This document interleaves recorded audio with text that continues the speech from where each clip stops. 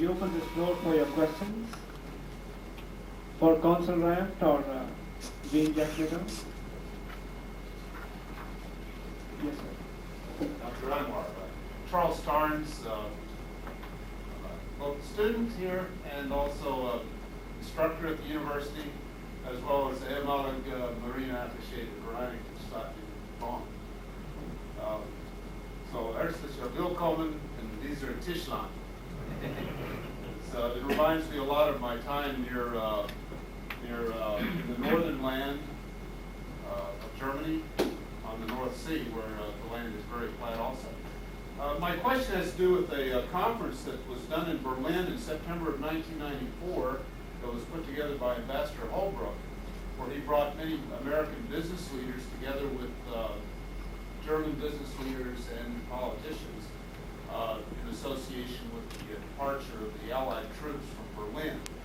And the purpose of the conference was to forge the partnerships necessary to help enhance German-American business relations, as well as bringing in the business opportunities of Eastern Germany. For Herr Consul General Ranft, do you see an increase or an improvement in German-American business relationships, especially as we see the development of the former East and its modernization?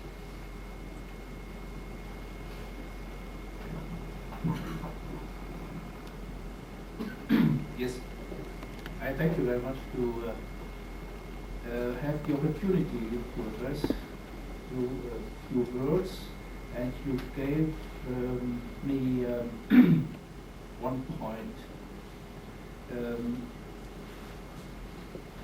Everybody knows that Germany is a federal state. It's composed of 16 Länder, states, and they are German states, but they are quite different. And these differences are deeper still with these Länder which formed the former German Democratic Republic before the reunification. And there is, I think you have to look at it in a different way. Doing business in Germany differs if you are doing business in the western part or in the eastern part. The eastern part, that means the part what has been formerly German Democratic Republic. The people, they still speak German, okay, but they have been raised for 40 years in a different way, in a socialist planned economic society where individualism wasn't so much developed. When the Germans got reunificated, we thought all it would be very easy to do business with the Eastern part. First of all, we had to realize that the economy was at a level like zero. And that could be a chance too. And so we invited also the American businessmen to look into the economic landscape, to get investments there. But as you've heard, Americans like to make the money a little bit in another time frame than we are used to. So that means a quick money. And if you have for you an economy on a level zero, you can imagine there is no quick money to make.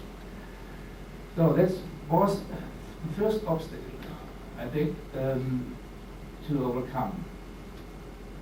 And then the second one, is we have in Europe and in Germany too not a very free economic market. That the market is regulated, especially as it is the energy sector concerned.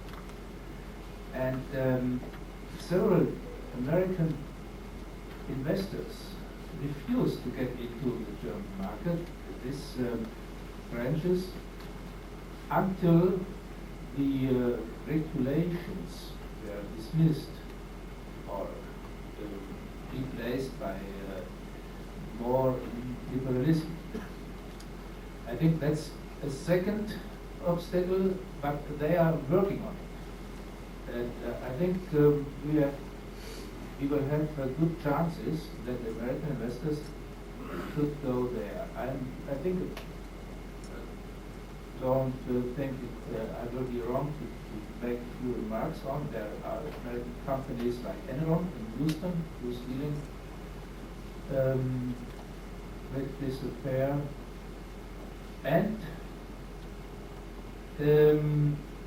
others more. I don't want to name others.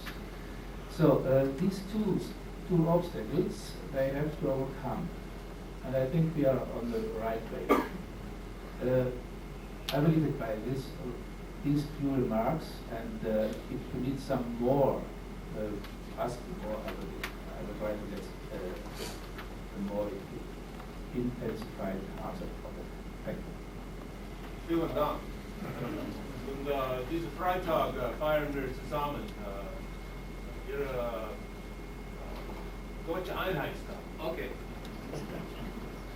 German Unity Day from Yes, everybody knows, or everybody doesn't know, I don't know.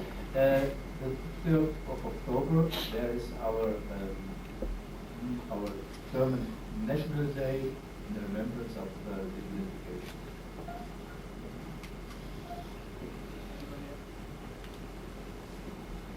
Any other questions? Cindy?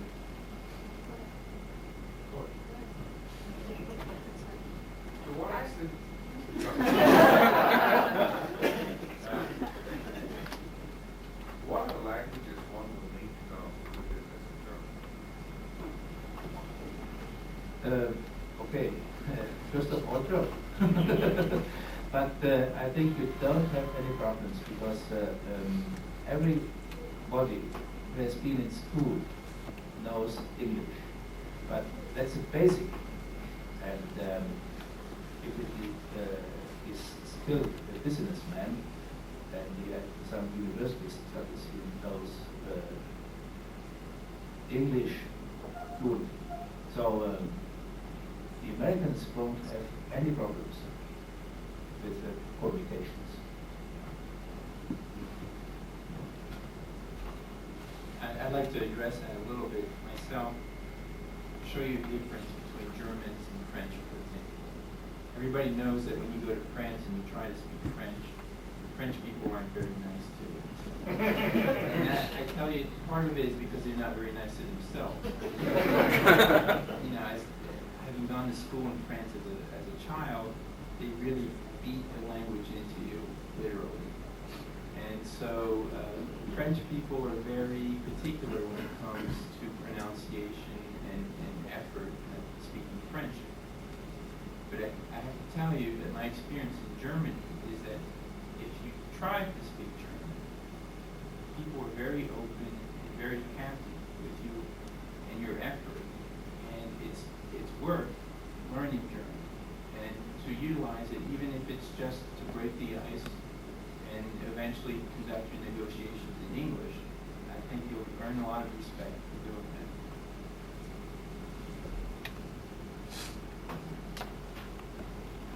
I would like to ask a question about the European monetary union, and I understand that Great Britain has just announced that they are going to just pay that next month.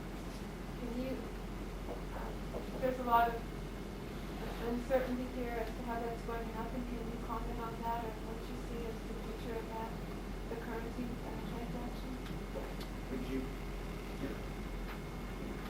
question to the rest of us with regards here? The question is about the European Monetary Union, which is going to happen on January 1st, 1999. And what are the prospects, because there is some sort of anxiety in this country.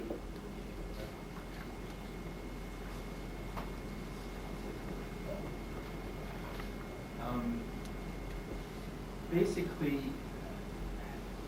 really, a lot of the integration process in Europe, including of currencies, has already taken place.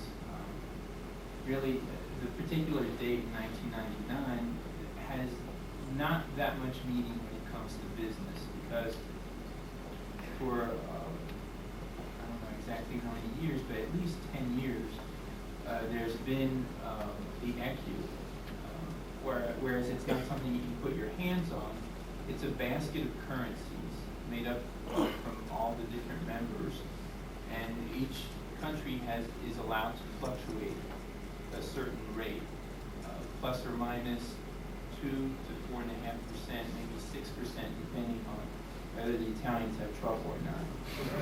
But basically, this unit of currency has been in use in business for a long time already. You have bonds that are issued in ECU denominations. Central banks use it to make exchanges. You've got public offerings in ECUs. Really, the big difference here is that it'll affect the average person on the street. And, you know, I think, to me, it's a good effect, because, you know, if you're in France and you're trying to figure out how many marks to the French franc, well, I know it's about 3.4 francs to the mark. Well, and then all of a sudden, if you go to England, which is an hour's train ride away, then you got to figure out how many francs to the pound, and that's totally different.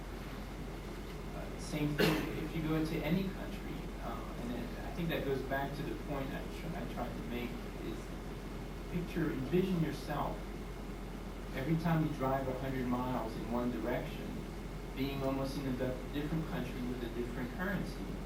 I think that has the biggest meaning of 1999, but other than that, the system has already been in place, at least for business. And really, I don't expect that it'll be that much of a sea change. Any other questions? David? What is the level of business education at university level in Germany? Are there business colleges of business inside the universities, or how is it considered? Yes, of course. There are also business schools, like they are here in the States. But the traditional education in business is not so much the university study, but that's the dual vocational training. That means you do business by doing, you learn business by doing business. You are trained on the job, and then 2 days a week you are attending school, special vocational training schools. But this is one part, and the other part is, in fact, also real university study in economics, business. We have Volkswirtschaft, we have Betriebswirtschaft, marketing, everything you could do here in the States, you can study also in Germany. Perhaps you have some remarks on that? Really, if you're looking at business internationally, I think every country is growing closer to one another. And the interesting thing about international business is that really you have to learn another language, and you have to have some kind of a degree, but a lot of the degrees nowadays issued even in other countries such as Germany, or might have even the same titles. You can get an MBA in Germany, and you study you study different processes, but the theory might be the same. Different countries are particularly good in business in a certain part of business. You know, Americans are great at marketing. Americans can sell a product, but the Germans can build a product. And so, you know, the emphasis in school might be on your particular country's strengths. Well, we are running out of time. I just wanted to make a few announcements. These sort of seminars, basically it's a collection of all the efforts. I just want to recognize few companies which made this thing happen today. Our sponsors for today's seminar are Southwest Airlines and of course Amarillo Gear. I have three gentlemen here and they donated money for the luncheon. Tony Sample, International Sales, Tony. Mr. Steve Chilupka, Director Marketing, Amarillo Gear. And Mr. Glenn McCain, President, Amarillo Gear. And I also want to recognize some other organizations which are very helpful to us and they cooperated in this. Of course, Pickens College of Business, Department of Management Marketing, Syed, Students in Free Enterprise, Phi Beta Delta, Honor Society. These are both award-winning chapters in this region. And my grad assistant Paul, he's busy over there in that room. He has been very helpful, Kim. And all the students from Syed and of course J.B. Horton, Dan Driver is outside. He's one of our bouncers today. And all these people made this thing happen. Now, if you RSVP for our luncheon, it will be served downstairs in room 11. So again, on behalf of WT, Dr. Miller, Dr. Long, Dr. Killebrew, we want to thank Consul Ranft and Jacquemetton for their wonderful comments, and we hope to have you again soon in the next coming years. Thank you again for coming, and goodbye.